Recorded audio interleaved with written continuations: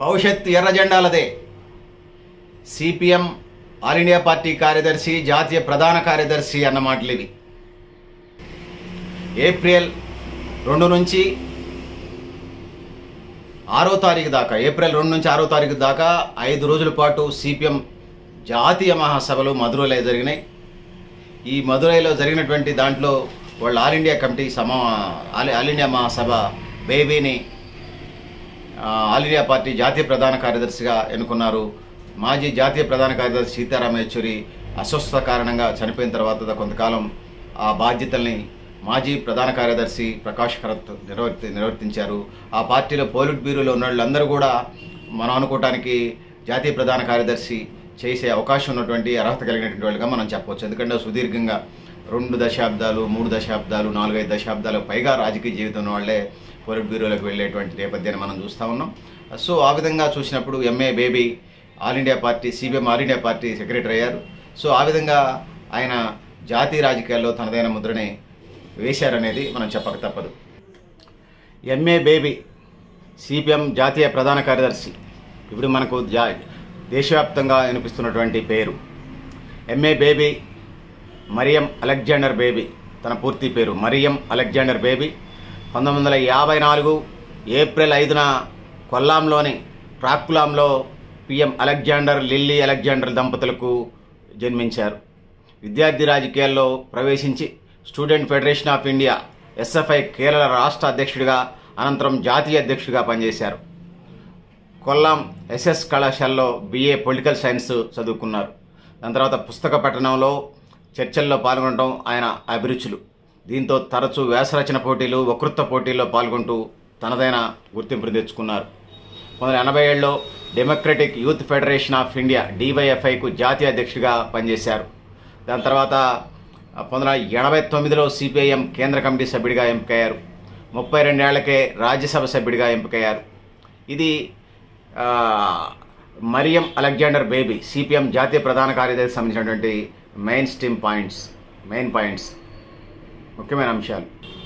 ఇక 2006లో ఆయన కేరళ అసెంబ్లీకి ఎన్నికయ్యారు. 2008 నుంచి 2011 వరకు అచ్యుతానంద్ మంత్రివర్గంలో విద్యా సాంస్కృతిక శాఖ మంత్రిగా మంచి గుర్తింపు తెచ్చుకున్నారు.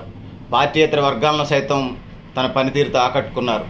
2012లో కోజికోడ్లో జరిగిన ఆ పార్టీ జాతీయ మహాసభలో ఆయన తొలిసారిగా పోలిట్ బ్యూరోలోకి ఎన్నికయ్యారు. 2025లో మదురైలో జరిగిన 24వ జాతీయ మహాసభలో ఆల్ ఇండియా కార్యదర్శిగా ఎన్నికయ్యారు. ఇంకా చెప్పుకోవాల్సి వస్తే ఎమర్జెన్సీ సమయంలో జైలు శిక్షణ అనిపించిన నాయకుల్లో ఆయన కూడా ఒకరు అనేది ఈ సందర్భంగా చెప్పుకోక తప్పదు. సిపిఎం జాతీయ మహాసభలకు సంబంధించి చెప్పుకోవాల్సి వస్తే మదురై రెడ్ సిటీగా ఎర్ర కవాత్తో, ఎర్ర సైన్యంతో నిండిపోయింది. ఆ విధంగా బహిరంగ సభ కార్యక్రమాలన్నీ కూడా ఆ విధంగా జరిగినాయి అనేది మనం చెప్పవచ్చు. సో తమిళనాడులోని జిల్లాలోని పొరుగున ఉన్న కేరళ, ఆంధ్రప్రదేశ్, కర్ణాటక నుంచి పెద్ద సంఖ్యలో ప్రజలు వచ్చినట్టుగా మనకి ఉన్నటువంటి సమాచారం వల్ల అర్థమవుతోంది. సో ఆ జాతీయ సమితి తీర్మానాల్లో వక్ఫ్ బిల్లుని పూర్తిగా వ్యతిరేకించినట్టుగా మన పత్రికల్లో చూసాం. మనకున్నటువంటి సమాచారం వల్ల తెలుస్తోంది. వక్ఫ్ బిల్లు ఏదైతే ఎన్డీఏ ప్రభుత్వం దాన్ని ఆమోదించిందో దానికి వ్యతిరేకంగా ఓటు చేసింది వాళ్ళ పార్లమెంట్ సభ్యులు. దాన్ని ఆల్ ఇండియా పార్టీ జాతీయ మహాసభల్లో కూడా దాన్ని తీర్మానం చేశారు, వక్ఫ్ బిల్లుకి వ్యతిరేకంగా సిపిఎం జాతీయ మహాసభ. ఇంకొకటి డీప్ సీ మైనింగ్ని నిషేధించాలనేది సిపిఎం మహాసభలో తీర్మానం చేసింది. దీనివల్ల పెట్టుబడిదారులకి, సామాన్య మధ్యతరగతి మత్స్యకారులకు కాకుండా కార్పొరేట్లకి దీన్ని అప్పగించే ప్రయత్నం అయితే చేస్తున్నట్టుగా ఉన్నది. సో సహజంగానే వామపక్ష పార్టీలు, సిపిఎం పార్టీ దీని మీద ఒక నిర్ణయం తీసుకునే తీర్మానం చేసింది. తద్వారా సముద్రంలో ఉన్నటువంటి సముద్ర ఉత్పత్తుల్ని ప్రజలకి, ముఖ్యంగా మత్స్యకారులకు ఉపయోగం జరిగేలాగా ఉండాలని చెప్పేసి తీర్మానం చేయడం జరిగింది. ఇక ఇంకా తీసుకోవాల్సి వస్తే ఆ పార్టీ తీర్మానాలకు సంబంధించి మొత్తం సిపిఎం కేంద్ర కమిటీ సభ్యులకు సంబంధించి 85 మందిని తీసుకున్నారు. 85ది ఖాళీగా ఉంచారు. సో అందులో ఒక్కొక్కళ్ళ పేర్లు నేను చదివే ప్రయత్నం అయితే చేస్తాను, చెప్పే ప్రయత్నం చేస్తాను. నూతన సిపిఎం జాతీయ మహాసభకు సంబంధించి కేంద్ర కమిటీ అంటారు. సో మొదట దానికి ముందు నేను చెప్పదలుచుకున్నది ఏంటంటే, మొదట గ్రామ శాఖ ఉంటుంది. గ్రామ శాఖ తర్వాత మండల శాఖలు ఉంటాయి సిపిఎంకి. మండల శాఖల తర్వాత నియోజకవర్గ శాఖలు ఉంటాయి. నియోజకవర్గ శాఖల తర్వాత జిల్లా కమిటీ ఉంటుంది. జిల్లా కమిటీ తర్వాత రాష్ట్ర కమిటీ తర్వాత జాతీయ కమిటీ ఉంటుంది. జాతీయ కమిటీలో ఈసారి 85 మంది సిపిఎం కేంద్ర కమిటీ సభ్యులుగా ఉన్నారు. వాళ్ళలో వాళ్ళ పేర్లు అంతా కూడా సుదీర్ఘకాలం రాజకీయ ప్రస్థానంలో ఉన్నవాళ్ళు అనేది మనం చెప్పుకోక తప్పదు. వాళ్ళ పేర్లు వరుసగా నేను మీ దృష్టికి తీసుకొచ్చే ప్రయత్నం అయితే చేస్తాననేది ఈ సందర్భంగా తెలియజేస్తా ఉన్నాను.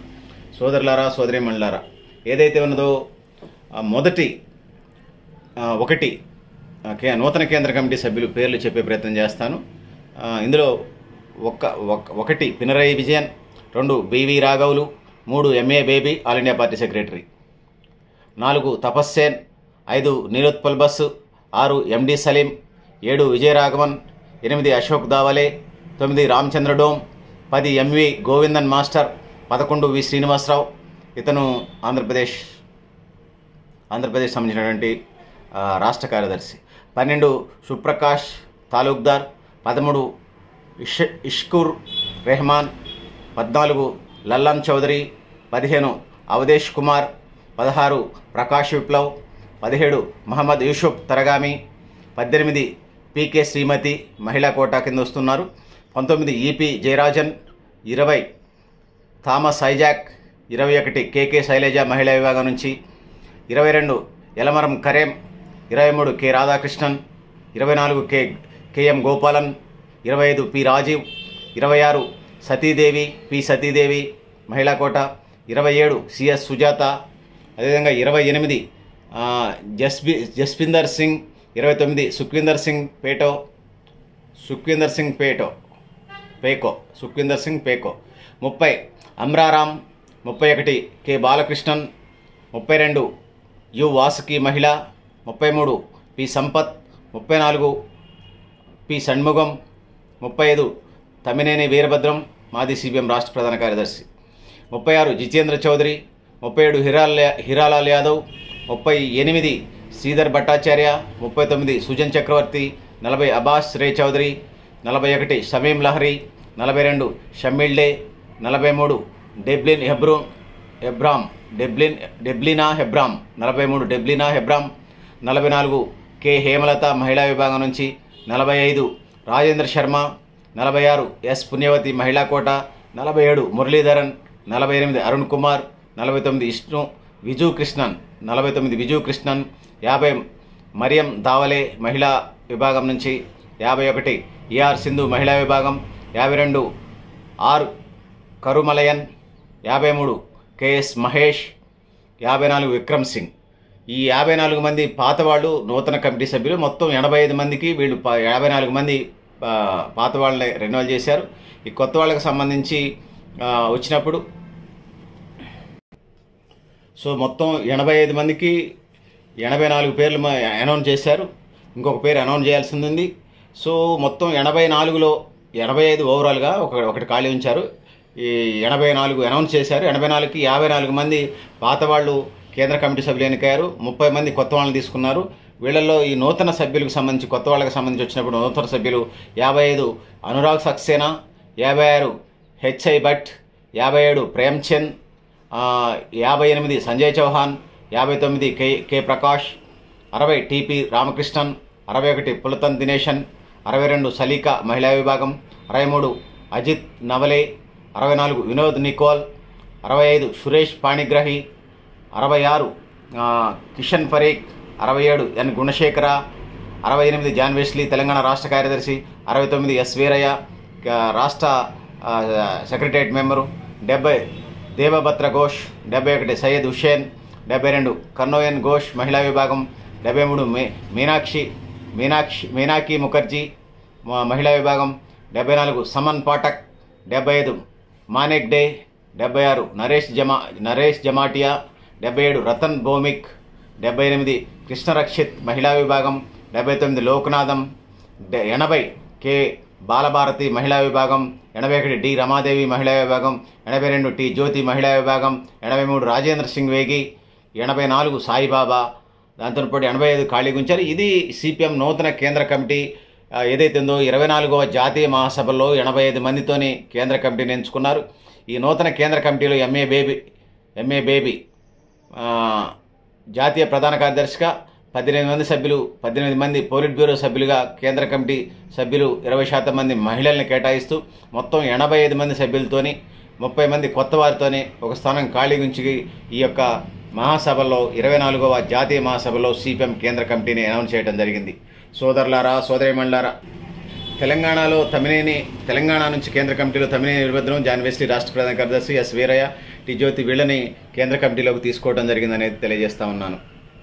ఇక సిపిఎం పోలిట్ బ్యూరో 18 మంది ఉన్నారు. 18 మందిలో ఎంఏ బేబీ 1, 2 పినరయ్ విజన్, 3 బివి రాఘవులు, 4 Tapas Sen, 5 Nilotpal Basu, 6 Vijay Raghavan, 7 MD Salim, 8 Ashok Dhawale, 9 Ramachandra Dom, 10 Govinda master, 11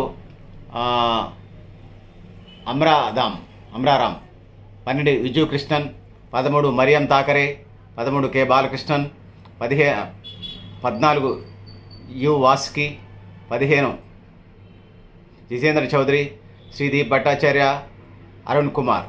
so వీళ్ళు ఈ 18 మంది కేంద్ర కమిటీ సభ్యులుగా ఉన్నారనేది ఈ సందర్భంగా తెలియజేస్తా ఉన్నాను. 25వ జాతీయ మహాసభలకు సంబంధించి 24వ జాతీయ మహాసభలో 18 మందితో పోలిట్ బ్యూరో ఎన్నుకోవడం జరిగింది.